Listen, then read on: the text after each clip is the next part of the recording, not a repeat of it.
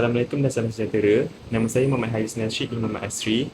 Hari ini kumpulan kami akan membentangkan tugasan yang telah diberikan kepada kami iaitu jenis-jenis kontrak. Nama saya Muhammad Rizal Hakim bin Wansyah. Hari ini saya akan terangkan pendahuluan tentang jenis-jenis kontrak. Okey. Dalam akad dalam bahasa Arab merujuk kepada ikatan atau kontrak yang melibatkan penawaran atau dan penerimaan antara dua pihak yang mempunyai kesan hukum secara. Okey, kontrak ini melibatkan sebarang transaksi seperti perjanjian bayar hutang. Okey. Melanggar kontrak ini boleh menyebabkan hukuman undang-undang yang dianggap sejenayah sivil. Okey. Dalam surah Al-Baqarah ayat ke-27 dalam Al-Quran menekankan bahawa pentingnya yang menepati janji. Okey, melanggar janji menyebabkan seseorang itu munafik. Seperti yang dinyatakan dalam hadis oleh Abu Hurairah radhiyallahu anhu. Di Malaysia, kita mengamalkan rukun akad yang dalam sistem muamalat Islam yang terdiri daripada 3 unsur. Okey, dalam unsur yang pertama, akidah, dua pihak yang berkontrak. Yang kedua, maquf alai, subjek yang berkontrak. Dan akhir sekali, syirah, penawaran dan penerimaan. Okey, akad juga dibahagikan kepada beberapa jenis berdasarkan aspek syarak seperti akad sahih. Akad sahih bermaksud akad yang sempurna. Akad batil, kontrak yang tidak sempurna. Akad nafis, kontrak yang dari seseorang yang mempunyai kelayakan dan kuasa. Assalamualaikum warahmatullahi wabarakatuh dan salam sejahtera. Saya Muhammad Nifam bin Muhammad Abdul Fahdi akan membentangkan tentang konsep kontrak jual beli. Jadi maksud jual beli dari segi bahasa ialah urusan menjual dan membeli barang. Manakala untuk dari segi istilah pula, jual beli ini bermaksud transaksi tukar menukar yang dilakukan secara sukarela atau proses mengalihkan hak pemilikan kepada orang lain yang dibenarkan oleh syariat. Antara jenis-jenis kontrak jual beli ialah termasuklah iaitu yang pertama kita ada bai murabahah, iaitu kontrak jual beli yang mendatangkan keuntungan kepada penjual.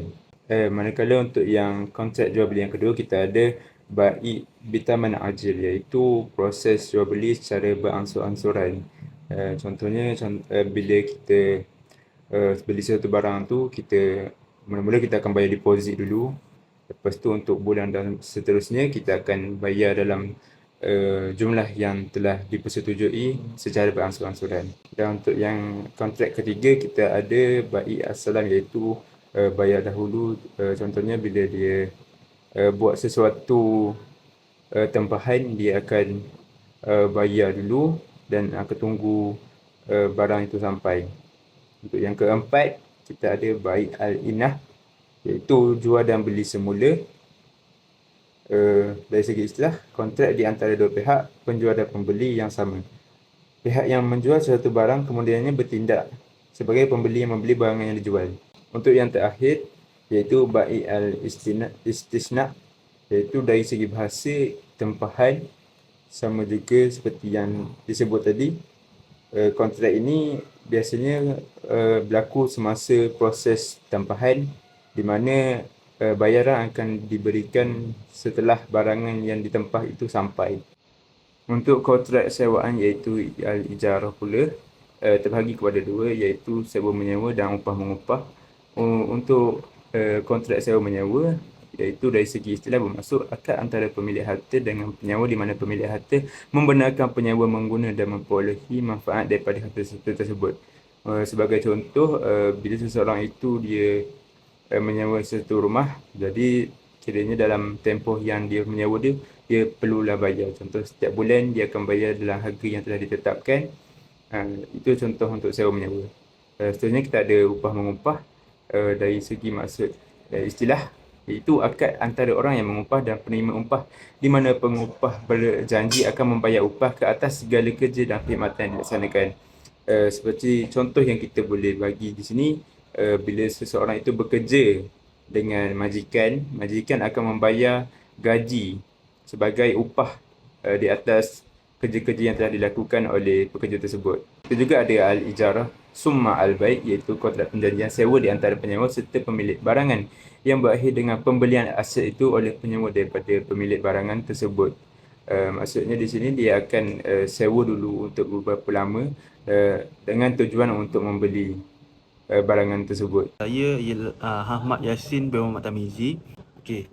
Jaminan ini mempunyai mempunyai 3 maksud yang berbeza. Yang pertama ialah al-kafalah, al-wakalah dan ar-rahnu. Dan untuk al-kafalah daripada segi bahasa ialah jaminan ataupun garanti. Daripada istilah ialah perjanjian antara penjamin, iaitu pihak ketiga, dan pihak yang menerima jaminan iaitu pihak kedua, di mana penjamin menerima tanggungjawab untuk menjelaskan hutang atau membayar ganti rugi jika sekiranya pihak yang berhutang gagal menunaikan tanggungjawabnya. Al-kafalah ni juga mempunyai 4 rukun. Yang pertama penjamin, kedua orang yang dijamin, ketiga orang yang diberi jaminan, keempat sesuatu yang dijamin. Contoh al-kafalah ni ialah seperti kita berhutang dengan pihak PTPTN dan kita memerlukan seorang individu untuk menjadi penjamin kita jikalau kita tidak mampu melakukan pembayaran tersebut. Okey. Untuk al-wakalah ialah daripada segi bahasa adalah wakil, dan daripada segi istilah ialah pergelantikan seseorang untuk mengambil alih tugas orang yang mewakilinya bagi melaksanakan sesuatu tugas bagi pihaknya. Akad ini memberi kuasa pada wakil menjalankan sesuatu kerja bagi pihak yang diwakilnya. Al-wakalah ini juga mempunyai 4 rukun. Yang pertama wakil, pihak yang mewakilkan, perkara yang diwakili dan kontrak. Contohnya pihak A melantik dan menyerahkan kuasa kepada pihak B untuk memungut sesewa rumah kedainya daripada penyewa yang menyewa setiap bulan. Dan terakhir ar-rahnu. Ar-rahnu daripada segi bahasa adalah tetap, menahan dan berlangsung. Daripada istilah pula ialah menjadikan sesuatu benda yang bernilai sebagai cagaran menurut cadangan syarak sebagai tanggungan hutang sekiranya tidak berupaya membayar semula hutang jadi hutang daripada seseorang. Dengan adanya benda yang menjadi cagaran ini, maka keseluruhan atau sebagai hutang dapat diterima. Untuk rukun ar-rahnu ni mempunyai 5. Orang yang menyerah barang gadaian, rahin. Orang yang menerima barang gadaian, hutang dan kontrak. Contohnya, Anik mencagarkan barang kemas bininya kepada pihak bank untuk membolehkan dia menyelesaikan hutang syarikatnya. Beliau dikehendaki juga membayar upah menyimpan barang gadaian untuk tempoh gadaian tertentu serta menembus semula barang gadaian tersebut jikalau dia sudah berkemampuan. Okey, seterusnya ialah pelaburan dan perkongsian. Pelaburan dan perkongsian ini mempunyai 2 poin. Yang pertama, musyarakah dan mudarabah. Musyarakah ini daripada segi bahasa ialah percampuran harta yang dimiliki oleh 2 orang hingga tidak lagi boleh dikenal pasti lagi perbezaannya antara keduanya. Daripada segi istilah pula ialah 2 belah pihak yang mengikat perjanjian perkongsian atau perkongsian untuk melakukan perniagaan. Rukun musyarakah ada 5. Pemegang saham, modal, projek, keuntungan dan kabul. Untuk mudarabah pula, maksud perjanjian antara pemilik modal dan pengusaha di mana pemilik modal bersetuju untuk membiayai sepenuhnya sesuatu projek perniagaan atau pelaburan bagi mengusahakannya sehingga berjaya. Rukun-rukunnya pun 5 juga. Yang pertama pemodal, pengusaha, modal, usaha dan projek dan kontrak. Secontohnya, Rizwan melabuhkan modal sebanyak 500,000 kepada Haris yang bertindak sebagai pengusaha.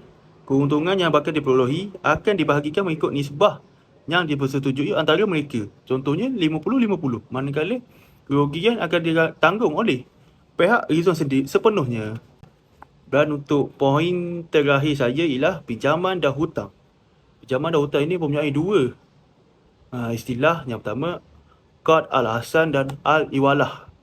Qard al-hasan bermaksud pinjaman kebajikan. Daripada segi istilah pula, pinjaman atau hutang sebagai bentuk bantuan yang diberikan kepada seseorang tanpa syarat atau janji membayar lebih dari hutang asal dan digalakkan kepada si berhutang melebihkan sebagai sagu hati dan bukan disebabkan syarat atau janji. Rukun-rukun bagi qard al-hasan ada 4. Yang pertama, orang yang memberi hutang, orang yang berhutang, wang atau barangan. Dan terakhir sekali ada sikhah, hijab dan kabul. Situasi ini boleh ditengok dalam Iskandar memberikan pinjaman hutang sebanyak RM50 kepada Rizwan yang tanpa syarat, dan Rizwan dikehendaki membayar semula dengan jumlah yang sama kepada Iskandar. Yang terakhir, al-iwalah, iaitu pemindahan atau perpindahan daripada segi bahasa. Daripada segi istilah pula, sesuatu kontrak yang menyebabkan pemindahan hutang dan tanggungan dari tanggungan seseorang yang berhutang kepada tanggungjawab orang lain. Rukun-rukun untuk al-iwalah ni juga mempunyai 5. Pemindahan hutang, penerimaan hutang, tuan punya hutang, hutang yang dipindahkan, yang terakhir ijab dan kabul. Bank menggunakan iwalah ini dalam bentuk pemindahan wang oleh pelanggan. Dengan ini, bank akan menggunakan bayaran seperti komisen, belanja mengurus, upah pemindahan dan perbezaan harga pertukaran mata wang asing. Seterusnya saya akan bincangkan tentang isu pengangguran. Pengangguran adalah keadaan di mana seseorang yang mampu dan telah bersedia untuk mendapatkan pekerjaan tapi tidak mendapatkan pekerjaan. Ini adalah isu sosioekonomi yang agak serius dan telah menjadi salah satu fokus utama untuk kebanyakan negara di serata dunia. Isu ini juga terbentuk asbab beberapa faktor. Antaranya adalah pengangguran ini boleh berlaku apabila wujudnya ketidakstabilan antara pengeluaran dan permintaan aspek tenaga kerja. Ini kebiasaannya berlaku apabila terjadinya kemerosotan ekonomi di sesuatu syarikat perniagaan yang membuang sebilangan pekerja bagi menjimatkan kos perbelanjaan. Dan yang kedua adalah pengangguran juga boleh berlaku apabila terdapat beberapa perubahan dalam teknologi. Misalnya, apabila mesin baru atau cara melakukan sesuatu dicipta, setengah buruh mungkin tidak lagi digunakan untuk melaksanakan kerja mereka kerana mesin sudah mampu menggantikannya. Isu pengangguran ini telah memberikan kesan baik kepada individu yang terlibat, masyarakat dan juga ekonomi secara keseluruhan. Berikut adalah beberapa kesan pengangguran. Yang pertama ialah kesan kepada individu. Pengangguran ini boleh menimbulkan tekanan emosi dan kewangan. Orang yang tidak mempunyai pekerjaan mungkin berasa tertekan atau tidak berharga. Oleh kerana mereka tidak mempunyai pendapatan yang tetap, mereka juga mungkin menghadapi masalah kewangan. Yang kedua adalah kesan kepada masyarakat. Pengangguran ini boleh menyebabkan kadar jenayah dan isu sosial yang lain akan meningkat. Orang yang tidak mempunyai pekerjaan mungkin putus asa dan beralih kepada aktiviti haram untuk memperolehkan wang. Yang ketiga adalah kesan kepada ekonomi. Kesannya adalah pengangguran ini boleh menjelaskan pendapatan negara dan pengeluaran. Ini boleh menjejaskan pertumbuhan ekonomi dan meningkatkan hutang negara.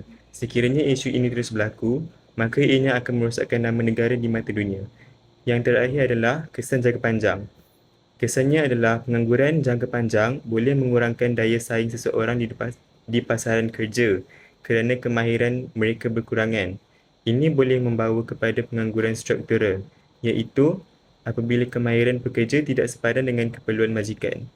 Namun, terdapat beberapa cara yang boleh dilakukan untuk menangani pengangguran. Antaranya adalah pendidikan dan latihan. Pendidikan dan latihan yang baik dapat membantu individu memperoleh kemahiran yang diperlukan dalam pasaran kerja. Ini termasuk pendidikan formal, latihan vokasional dan pembelajaran sepanjang hayat, kerana ia dapat mengelakkan seseorang individu daripada memilih pekerjaan yang salah dengan pendidikan yang dikecapi mereka. Yang kedua adalah pembangunan ekonomi. Kerajaan dan sektor swasta boleh bekerjasama untuk mewujudkan peluang pekerjaan baharu melalui pembangunan ekonomi. Ini termasuk melabur dalam infrastruktur, peningkatan teknologi dan memupuk industri baharu. Yang ketiga adalah sokongan sosial. Sokongan sosial membantu orang yang menganggur bertahan semasa mencari pekerjaan. Ini termasuk bantuan kewangan, perkhidmatan kaunseling, program latihan pekerjaan dan banyak lagi. Yang keempat adalah dasar pekerjaan.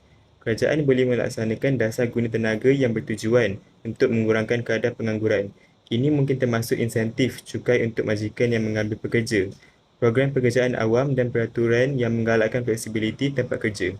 Yang terakhir adalah pertukaran pekerjaan. Pertukaran pekerjaan membantu orang yang menganggur mencari pekerjaan yang sepadan dengan kemahiran dan minat mereka. Ini mungkin termasuk portal pekerjaan dalam talian, pameran kerjaya dan perkhidmatan penempatan pekerjaan. Faktor utama yang menyumbang kepada pengangguran siswa azhar di Malaysia termasuk lambakan graduan, sikap memilih pekerja dan kelulusan yang tidak memenuhi keperluan perniagaan.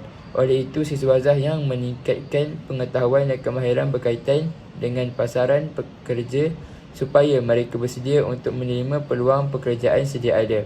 Firman Allah Subhanahu Wa Taala mengatakan, siapa yang menempuh jalan untuk mencari ilmu, maka Allah akan memudahkan baginya jalan menuju syurga. Berdasarkan ayat di atas, semua individu haruslah berusaha untuk mencari ilmu. Menuntut ilmu adalah amalan yang dituntut dalam agama Islam kerana kebaikan bukan sahaja kepada individu, malah kepada masyarakat dan negara. Dengan izinnya, dipermudahkanlah jalan bagi mereka dan berusaha untuk mencari ilmu. Akhir sekali, kesimpulan. Kontrak dalam perniagaan dan urusan niaga melibatkan pelbagai jenis, termasuk kontrak jual beli, sewaan, jaminan, pelaburan atau perkongsian dan pinjaman atau hutang. Setiap kontrak mempunyai ciri-ciri unik dan memberikan perlindungan kepada pihak yang terlibat. Kontrak jual beli menjelaskan hak dan tanggungjawab penjual dan pembeli. Sewaan melibatkan penggunaan harta atau perkhidmatan untuk tempoh tertentu, dan jaminan memberikan keyakinan melalui penjamin. Perkongsian dan pelaburan menunjukkan kerjasama dalam mencapai matlamat perniagaan, sementara pinjaman atau hutang membolehkan perolehan sumber keuangan dengan syarat pembayaran balik. Pemahaman mendalam terhadap jenis-jenis kontrak ini penting untuk memastikan keadilan dalam setiap transaksi perniagaan.